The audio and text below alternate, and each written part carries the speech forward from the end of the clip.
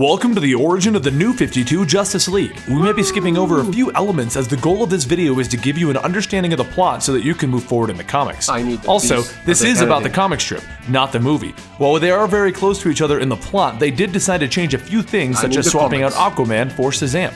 With all of that out of the way, let me ask you, did you enjoy the new take on the Justice League? Did you enjoy the new movie? Let me know in the comments down below. Oh brother, I don't wanna... This story begins under the concept that superheroes have only been around for the last 6 years. There is no Justice League, there aren't even super friends right now. The only superheroes who even know about each other appear to be the Green Lantern and Flash. God, I can't wait Batman is also considered a criminal, and Superman is considered a scary alien guy. Over in Gotham, a mysterious enemy has been prowling around causing problems on the rooftop. Since Batman has only popped up recently on the scene, the local police believe the creature is him. And so does the Green Lantern. At first, the Green Lantern is chasing Batman around, thinking him to be the troublemaker. But once they sort out who the actual enemy is, Batman and the Green Lantern chase the enemy together, and it turns out to be a parademon. Once they have the parademon cornered, he blows himself up, leaving behind a father box. And as it appears to be alien in origin, Batman decides to go question Superman, the only known alien on Earth. Green Lantern decides to tag along since aliens are kind of his thing. Not knowing who they are, Superman starts swinging his fists wildly. Green Lantern calls in the Flash, and all four men start having a superhero rumble. But Batman realizes everyone is a good guy by the way that Superman is holding his punches and not destroying his own city. They all decide to work together to figure out what this father box is.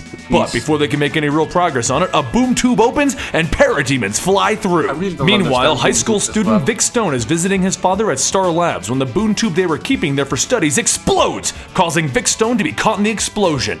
But while this would have killed any other man, his father comes forward and saves him using new technology, turning his son into Cyborg. Meanwhile, Wonder Woman leaves her escort at the White House to join them in their fight, and sensing that there are problems on the surface, Aquaman jumps out of the ocean and reveals that there have also been problems with attacking monsters under the ocean as well. After all the heroes come together and prove themselves in a very cool battle, we now have Superman, Batman, Wonder Woman, Green Lantern, Flash, Aquaman, and Cyborg all in one location.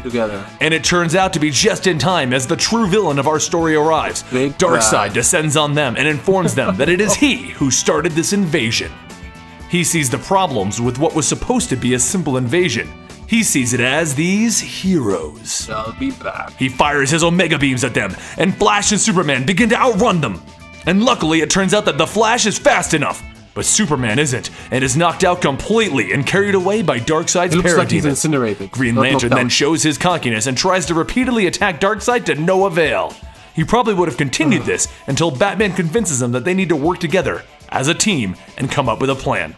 He then puts Green Lantern in charge of putting the team together and chases Superman inside, having a parademon carry him inside of the boom tube.